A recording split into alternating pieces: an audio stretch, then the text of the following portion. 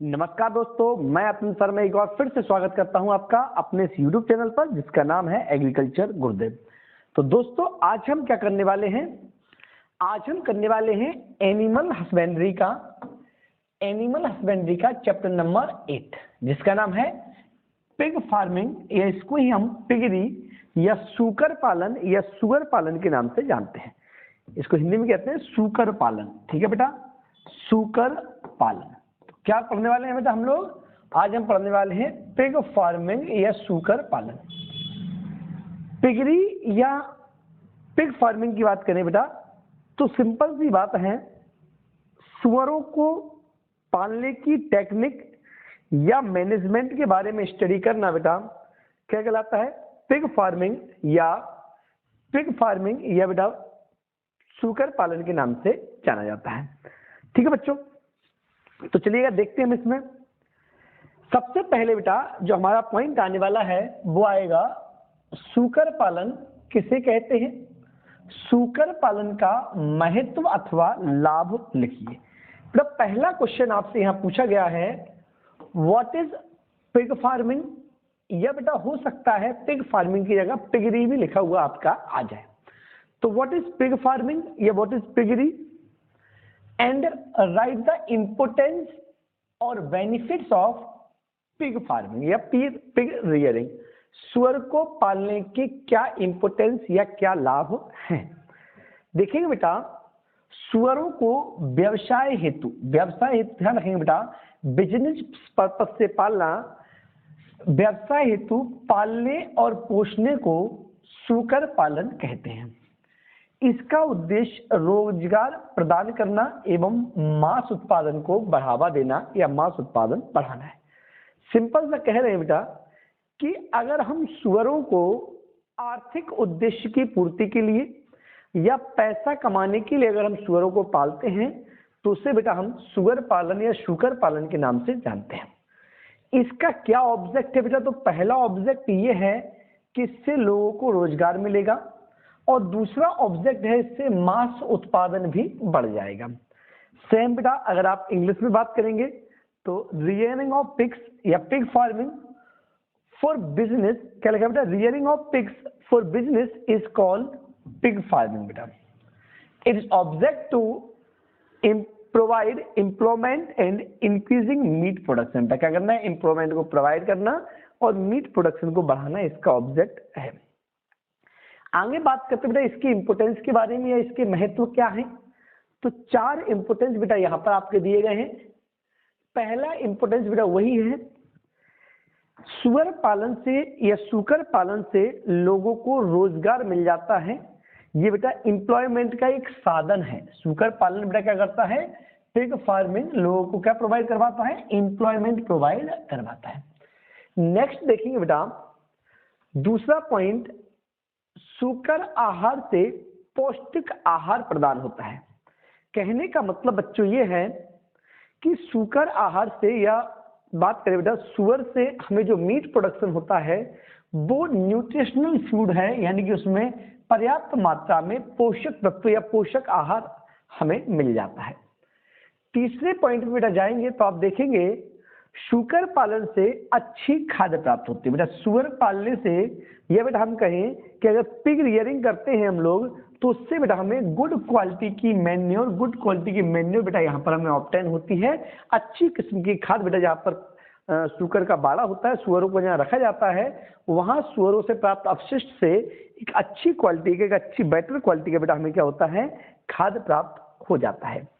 तीसरा बेटा जैसा कि आप जानते हो कि सुअर के अगर हम मांस की बात करें बेटा तो हमारे देश में इसकी बिक्री कम है, लेकिन अगर इस मांस को हम अपने यहाँ प्रोड्यूस करके विदेशों में भेजते हैं तो वहां से हमें एक्सचेंज करेंसी या बेटा हम कहें विदेशी मुद्रा जो बेटा हमें यहाँ से फॉरेन करेंसी जो होती है विदेशी मुद्रा जो होती है बेटा वो भी हमें प्राप्त हो जाती है।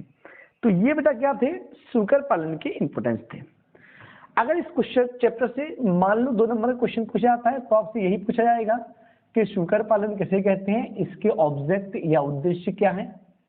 दूसरा बेटा इससे ज्यादातर चांस ये है कि इससे ऑब्जेक्टिव टाइप क्वेश्चन पूछा जाएगा। तो ऑब्जेक्टिव टाइप क्वेश्चन क्या पूछा जा सकता है? सबसे पहला पॉइंट आप देखेंगे लिखा है सूकर पालन को पिगरी के नाम से जाना जाता है। ये मैं पहले ही आपको बता चुका हूं कि पिग फार्मिंग को या पिग रियरिंग को पिगरी भी कहा जाता है।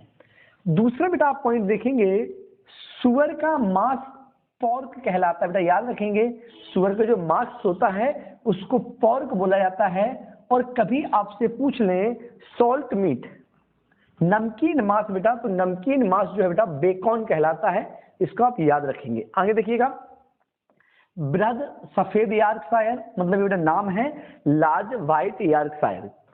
नाम क्या है बेटा नस्ल का? Large white Yorkshire.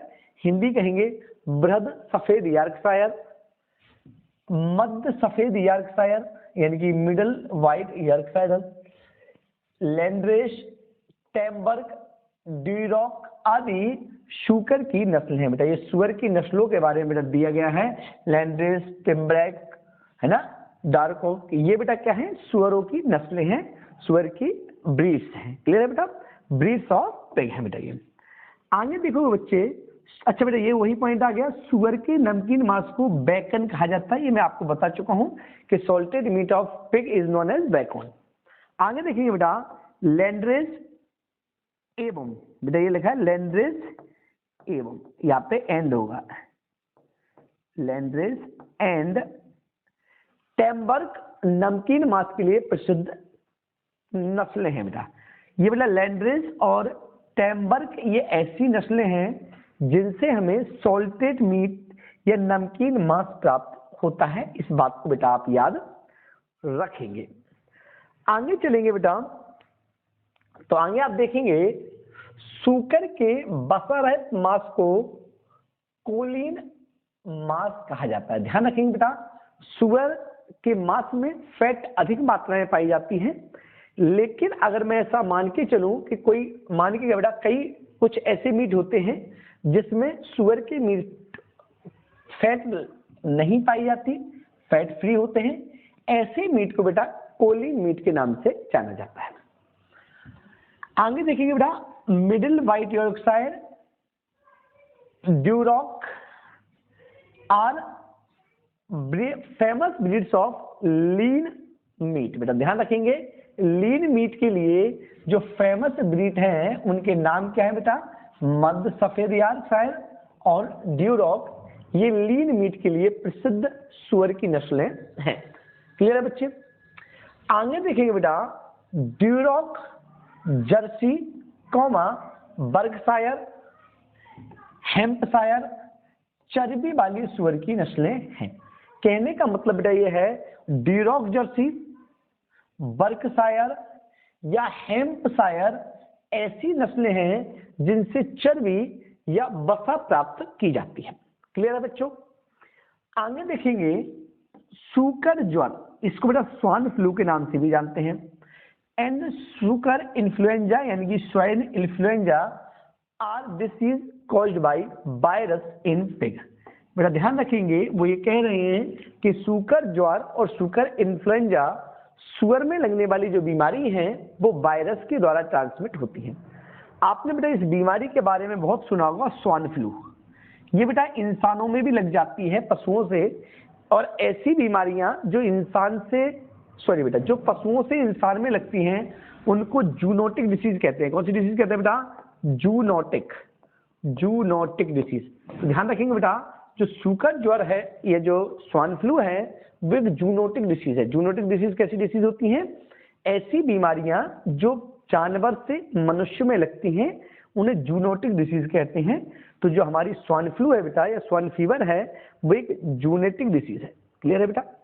आगे देखेंगे बेटा एंथ्रेक्स ब्रूसोलिस, सूकरों में, ये पूरा नाम है एंथ्रेक्स ब्रूसोलिस, सूकरों में जीवाणु से लगने वाला रोग है। बेटा वो कह रहे हैं कि एंथ्रेक्स ब्रूसोलिस जो होता है वो पिग में किससे लगता है? बैक्टीरिया के द्वारा फैलता है, बैक्टीरिया के द्वारा ट्रांसमिट होता है। क्लियर है बच्चे?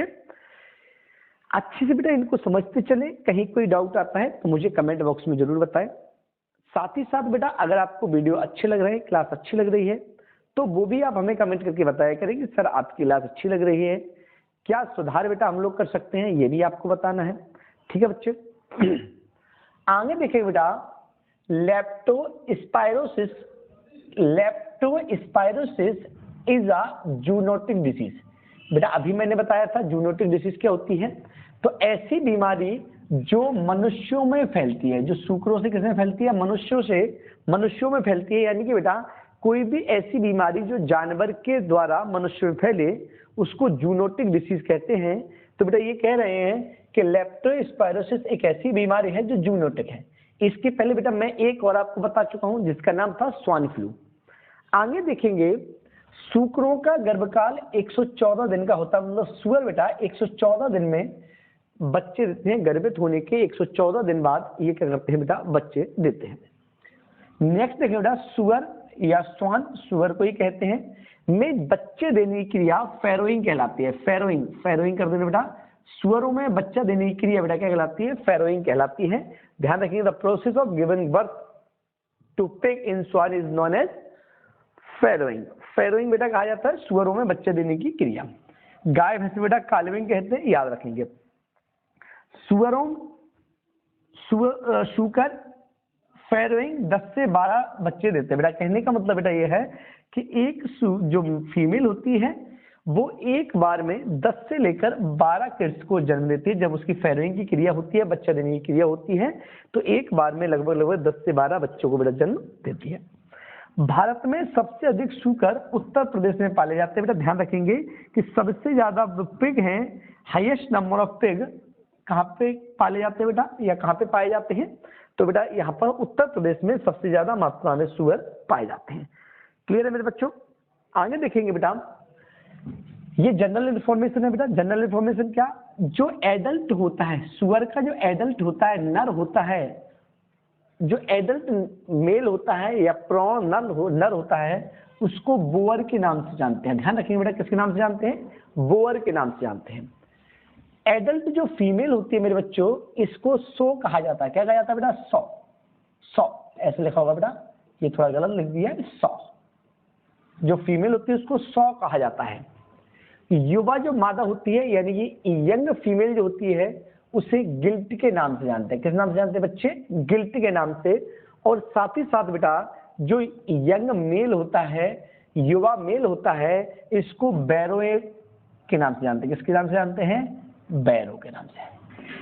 साथ ही साथ बेटा ये रखेंगे, जो किड होता है, किड यानी कि बच्चा, जो किड होता है बेटा, जो किड होता है इसका, उसे पिगलेट के नाम से जानते हैं। किस नाम से जानते हैं बेटा,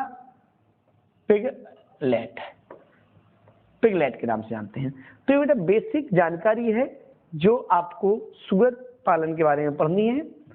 उम्मीद ये रहेगी बेटा कि आपके एग्जाम में क्वेश्चन यहाँ से आ जाएगा। दूसरी उम्मीद बेटा आपसे ये है कि अगर आपको क्लास अच्छी लग रही है, सब कुछ आपके हिसाब से चल रहा है, तो बेटा क्लास को लाइक करते रहें। साथ ही साथ बेटा क्लास को शेयर भी कर दें, जिससे आप जैसे और जरूरतमंद दोस्तों के पास ये क्लास पहुंच सके। ठीक है बच्चे, लाइक शेयर आपको बहुत करना है। साथ ही साथ बेटा अगर आपको लगता है कि कोई करेक्शन है या कुछ चीजें आपको जो लगती हैं चेंज होनी चाहिए, वो बेटा आप हमें कमेंट बॉक्स में भी जरूर बताएं। ठीक है बच्चे, तो ये 3 काम आपको करना है, लाइक करना है, शेयर करना है और कमेंट करना है। अगर ये काम आप रेगुलर करते रहेंगे तो मैं भी इसी तरीके से आपके लिए लगातार वीडियो लाता रहूंगा। ठीक है बच्चों, मिलेंगे नए वीडियो में, तब तक के लिए टेक केयर, बाय बाय।